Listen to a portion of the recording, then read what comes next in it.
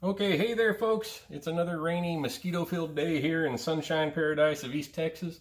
It's hot, it's swelteringly hot. I've got the air turned off so you can hear me without a rumble. Today we're going to move right ahead and show you a quick comparison of the new Taurus GX4. You'll notice safe and empty weapon there. This time we're going to compare it to the Ruger Max-9, also a safe and empty weapon. This is not going to be a range session, folks. I have a range video for each of these pistols showing their reliability functioning with a vast array of different 9mm ammunitions. They both did real good, so let's get past that. This is going to be a tabletop side-by-side view comparison of these two pistols. Showing you here, you can see that the Taurus just a little bit shorter than the Ruger in more ways than one, but we'll cover that a little bit more at the tabletop. Let's get over there. Started this tabletop side-by-side comparison of the Ruger Max-9 and the Taurus GX4. I've started with putting all of the important accessories out on the cloth here so you can see them. With the exception of literature and safety equipment and the little tool to take off this plate on the top of the Ruger, these are the accessories that are going to matter to most people.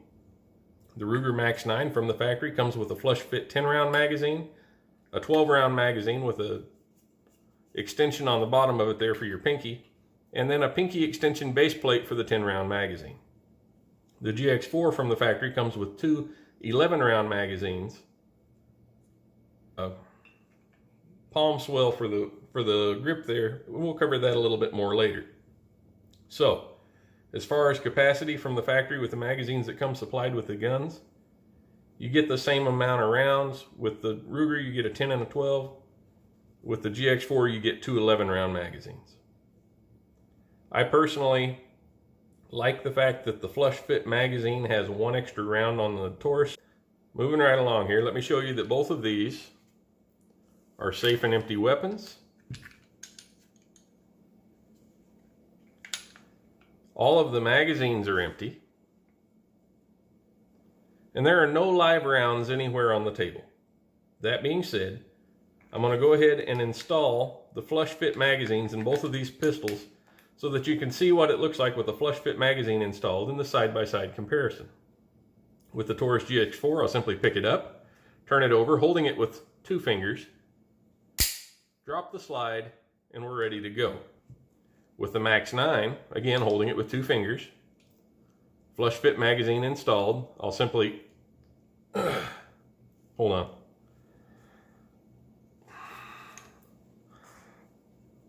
There. Finally, I'll drop the slide using the slide release so that we can do the side-by-side comparison. Folks, the slide release on the Max-9 sucks. I didn't notice it so much on my first review, but now that I've played with it a little bit, it hasn't really gotten any better. It's way too stiff. It's one of the features about this gun I really don't like. So, lined up side by side, you'll see that the Max-9 is about 3/8 of an inch longer than the Taurus.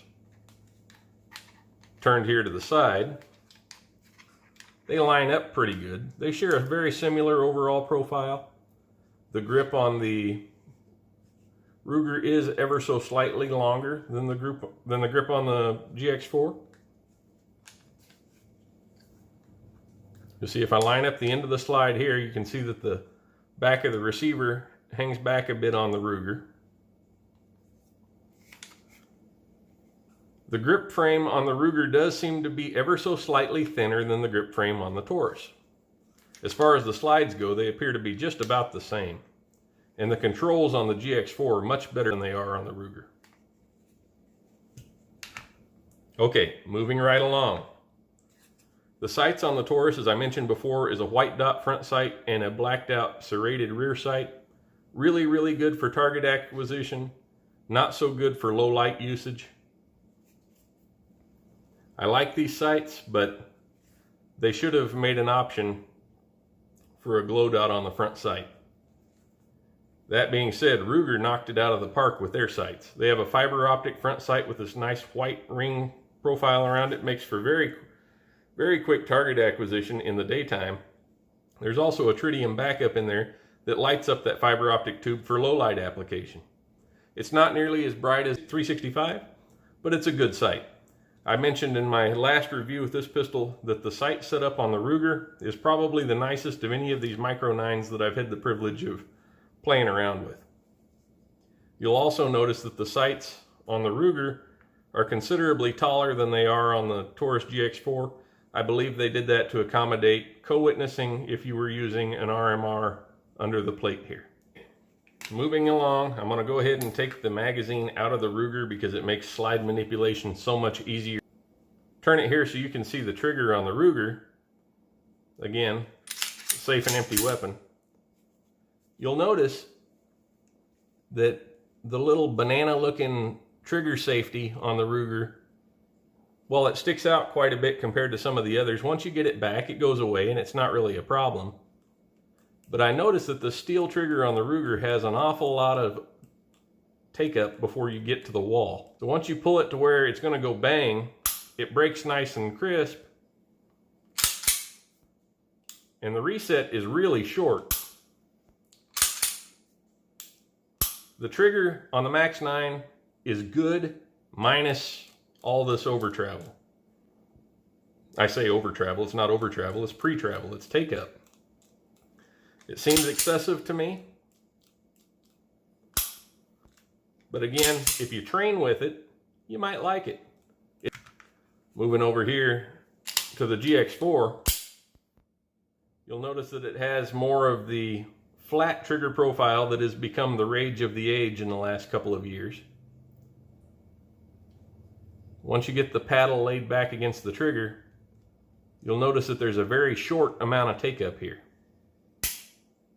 The trigger is very crisp and clean, very similar in the amount of weight to the Ruger trigger, a little bit lighter than the P365 trigger. The over travel's not bad. The reset's not bad.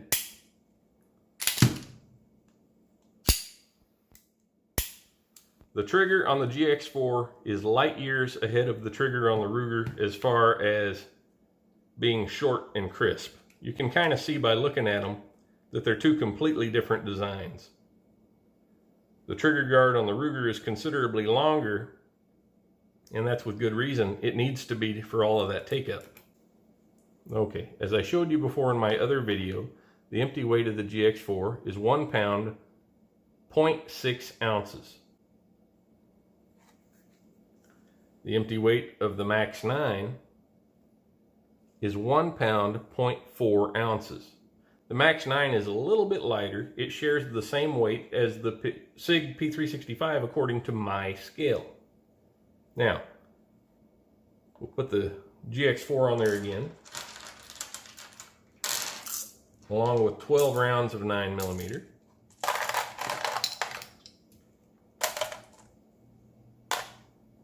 And 1 empty magazine, and the weight goes up to 1 pound, 8.5 ounces. The Max-9 with an empty flush fit magazine and 11 rounds, because this is a 10 round flush fit magazine, is 1 pound, 7.9 ounces. But if you add that 12th round in, you'd see it's 1 pound, 8.4 ounces, and almost the same weight as the GX4. The other factor to consider here is the grip ergonomics. You'll notice that the grip on the Ruger Max-9 is very slim and sleek. The grip on the Taurus has a little bit more palm swell to it. Again, if they're laid over each other, they feel just about the same, but the Taurus definitely has more curvature to it. The larger backstrap installed, it sticks out considerably more. Through the magic of video editing, I'm going to show you right now what that looks like.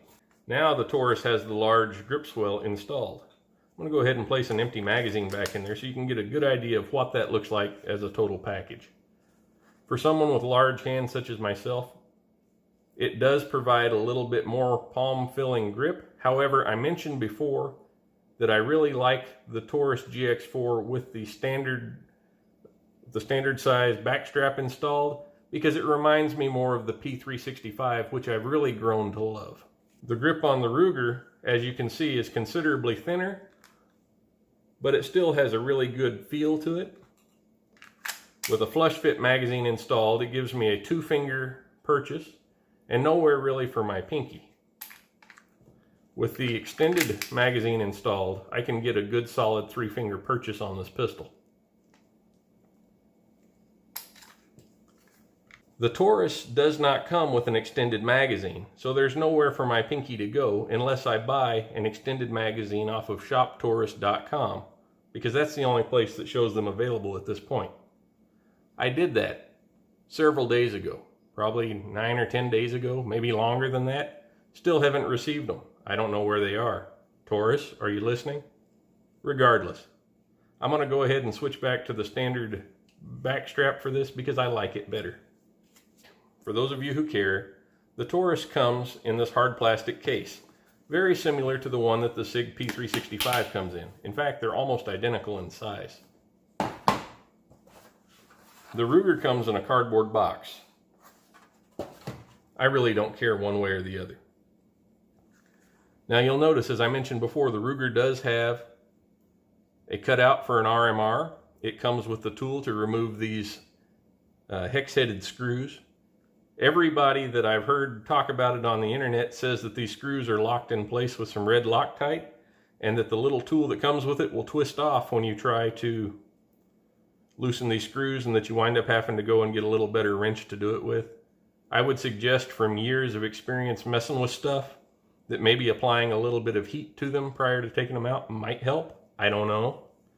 Regardless, for this pistol, the size it is and what I intend to do with it, I'm probably not ever going to take that plate off. Go ahead and bang on your keyboard. I can hear you already, but I'm not going to mount an optic on a gun that's meant to go in my pocket. Now, one other thing about the Ruger that I really don't care for is that it has this manual safety on the outside.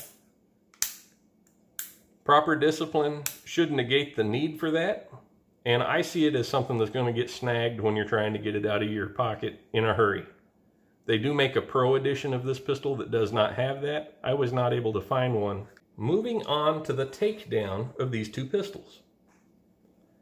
Neither one of them has what I would call an excellent option for a takedown feature.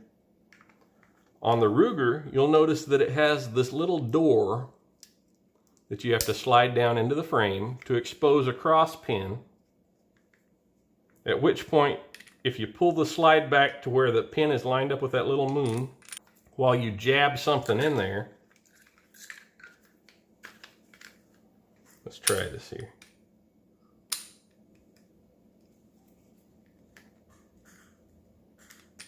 There we go. Easy as pie, right? It's almost as easy as working the slide release on this thing, folks. Okay, I'm not giving up. I'm no quitter there. I knocked it out. Be careful not to lose that. If you lose it, you might have to order another one from Ruger, and that might take a while. But there you have it. The gun comes apart pretty easy. The rails inside the frame appear to be aluminum. I'm guessing that's what that is. It's really lightweight. Something I want to show you about this while I'm rattling it around.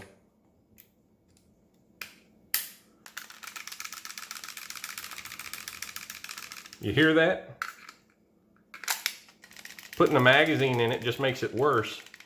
And believe me, I'm not going to do it in my kitchen, but believe me when I tell you that loading the magazine and doing this doesn't make matters any better. Moving on to the Taurus GX4. Again, technically it requires a tool to take it down. Go find yourself a screwdriver. Utilize the screwdriver to turn the screw, and the pistol comes right apart. Kind of a pain in the neck. You could probably do that without a tool. You could probably do it with a case ram, or maybe with your thumbnail if you were a bigger man than me. You'll notice the rails on the Taurus appear to be made out of steel as opposed to aluminum in the Ruger. They're a little bit wider looking. Putting it back together, watch the screw. You'll notice that it resets itself, so you don't have to fumble with the tool to put it back together. And also, there's no little cross pin that's going to fall out and get lost. I consider the takedown process for the Taurus to be superior to the takedown process of the Ruger Max-9. Okay, so if you still haven't made up your mind about which one of these you want to buy, maybe this will be something that you'll take into consideration. Right here on the side of the frame of the Ruger Max-9, it says Ruger, Prescott, Arizona, USA. That's where this pistol is made. To my knowledge, Ruger makes all of their weapons in the United States. The Taurus GX4. There's a lot of banter going around on the internet concerning this one as to where it's actually made. It says right here on the bottom of the dust cover, Taurus Arms, made in Brazil, Taurus, Bainbridge, Georgia. Okay, it's my understanding. The parts are made in Brazil, they ship them to Georgia, they finish them up, put them together there. Don't let it bother you. It doesn't bother me, but it's something to consider for those of you that it really matters to. Taurus is a good company. They brought a lot of jobs to the United States. They continue to improve their product and they continue to serve our marketplace. You got to respect that. Keep in mind a lot of other popular weapons, Glocks, Springfield XD, there's a lot of them that are made in other countries. All right, so what do we know? I know that I reviewed the Ruger a couple of months ago, and I really like it. I haven't changed my mind about that. There are a couple of features about it that I don't really care for. One of the things that I failed to mention earlier, and I'll mention it now, is the Ruger Max-9 is not rated for plus P ammunition. The Taurus, on the other hand, is. So, which one would you choose? At this point, I guess the biggest consideration I would have to make would be maybe cost. So the Taurus GX4 has an MSRP of $392. This one was picked up for a little bit less than that. The Ruger, when purchased a couple of months ago, right after it came out, MSRP of $499. We had to pay every bit of that to get a hold of this one. So there's about a $100 difference, maybe a little bit more than a $100 difference, but for that $100, what do you get? With the Ruger Max-9, you get an external safety if you want one. You get a cutout for an RMR if you want one. You get a really nice set of sights. With the Taurus, what do you get? You get a really well-built, good-feeling little pistol that reminds me a whole lot of a SIG P365. And besides that, you know, for the money you save, this one was a little more than $100 cheaper than the other one. For the money you save, you can spend 30 bucks on Shop Taurus and buy an Ameriglow night sight for it. You could spend, I think it was $5 for a pinky extension for one of the mags. You could spend $35 for an extended mag. So, I mean, at the end of the day, they might cost about the same. The Ruger's not a bad pistol. They both shoot really well. The Taurus has a better trigger. The Taurus feels more like a P365. I personally I would have to go for the Taurus. I would really like to hear what one you would pick. Maybe you have one of these, maybe you have the other one, maybe you have both of them. Let me know down here in the comments. While you're down there, go ahead and hit that like, subscribe if you want to. Leave me comments. It encourages me to put out more content for myself and for you. Take care. God bless.